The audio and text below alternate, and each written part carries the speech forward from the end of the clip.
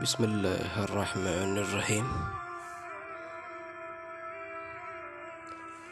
अल्लाह रब्बुल आलमीन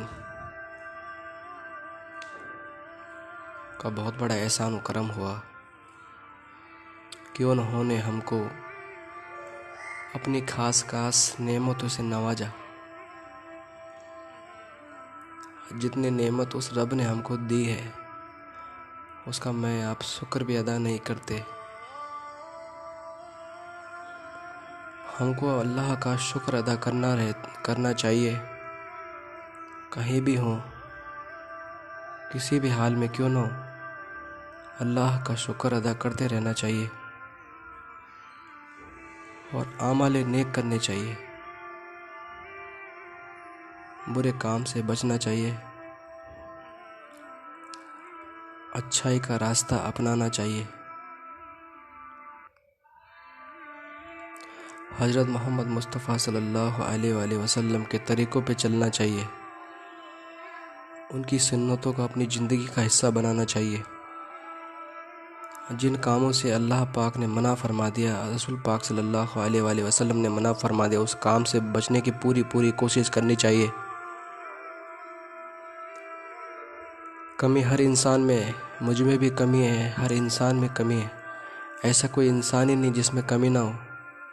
हर इंसान में कमी होती है और जिस इंसान में कमी ना हो वो फरिश्ता ही होगा फिर।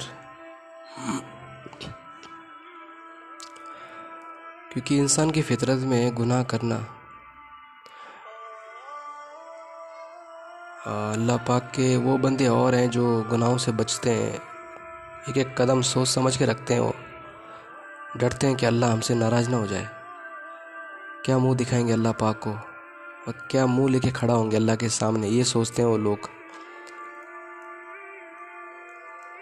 अल्लाह ताला से उम्मीद मैं यही करता हूँ, अल्लाह ताला गुनाहों से बचाए और अच्छे रास्ते में अल्लाह हमें चलने की तौफीक नसीब फरमाए और अपने हबीब की सुन्नतों पे अमल करने की तौफीक नसीब फरमाए।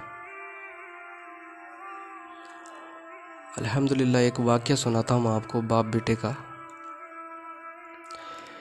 एक छोटा सा बच्चा था और बाप कुछ काम कर रहा था, तो एक डाल पे आकर कौवा बैठ गया। तो बच्चे होते हैं, तो बच्चे ने देखा कि कौवा है, तो उसने अपने बाप को इशारा करके कहा, अब्बू अब्बू वो क्या है? तो अब्बू ने बड़ा हंस के लहजे में जवाब दिया, बेटा वो कौवा है। फिर बाप अपने काम पे लग चुका। फिर फरमाया कि बच्चे ने कि अब्बू अब्बू वो क्या है? फिर बाप ने हंस के जवाब दिया, बेटा वो कौवा है। अब तीसरी दफ़ा क्या हुआ कि बच्चे होते हैं यार, उनको क्या पता होता है अच्छा बुरा क्या है। तो उन्होंने फिर फरमाया, बच्चे ने कहा कि अब्बू अब्बू वो क्या है? तो बापों ने बड़े उसको उठाया गोद में और चूमा और उसको चूम के कहा, बेटा वो कौवा है। अब वक्त के साथ साथ वक्त बदलता गया और ये जब आप बाप बनोगे ना तब आपको पता चलेगा। मैं उस बयान की मतलब सुना है और अल्हम्दुलिल्लाह अमल करके तब आपको बता रहा हूँ। तो अब बाप क्या बैठा हुआ था और बेटा कुछ काम कर रहा था। तो बूढ़े ने देखा ढाल पे आके कौवा बैठ गया। तो अपने बेटे से मुखातिब होके कहा, क्या कि बेटा वो ढाल पर क्या है? क्या है वो? कि अब्बू वो कौवा है। अच्छा, बाप चुप हो गया। फिर थोड़ी देर बाद क्या हुआ, फिर बाप ने पूछ लिया कि बेटा ये क्या है? अब्बू वो कौवा है, दसिया मैं तुहानू कौवा सी। तो कुछ देर के बाद फिर बाप ने कहा, पुत्र वो की सी पेड़ से? पुत्र ने दसिया कि अब्बू वो बापू कौवा सी। कितनी बार कहूँ तुहानू कौवा सी। तो बाप को बहुत हैरत हुई कि जब ये छोटा था, बेटा तूने मुझसे 20 बार पूछा। अल्हम्दुलिल्लाह रिवायत में आएगा बहुत बार पूछा होगा कि बेटा मैंने तुझे नरम लहजे से जवाब दिया बेटा, वो कौवा, और जब आज मेरी बारी आई तो पुत्र ऐसा कर रहा था। तो क्या है ना, हम आज ज़रा सी बात पे हमारे माँ बाप हमें डांट देते हैं, सबके माँ बाप ही डांटते हैं, और हमें गुस्सा आता है यार क्या कह रहा है मेरा बाप, माँ क्या कह रही है। हम चढ़ उतरते हैं उनके ऊपर, उनसे जुबान लड़ने लग जाते हैं। ऐसा नहीं करना चाहिए कभी। अपने लहजे में नरमी रखो, अल्लाह हम सबको नसीब फरमाए तो ये तौफीक। इसी तरह का एक वाक़या और है। हज़रत मोहम्मद मुस्तफ़ा सल्लल्लाहु अलैहि वसल्लम मजमे में बैठे थे, तो किसी सहाबी ने पूछा, या अल्लाह के रसूल सल्लल्लाहु अलैहि वसल्लम, मेरे पर सबसे ज़्यादा हुकूक किसका है? तो आप अलैहिस्सलाम ने फरमाया, उम्मुक, तुम्हारी माँ का।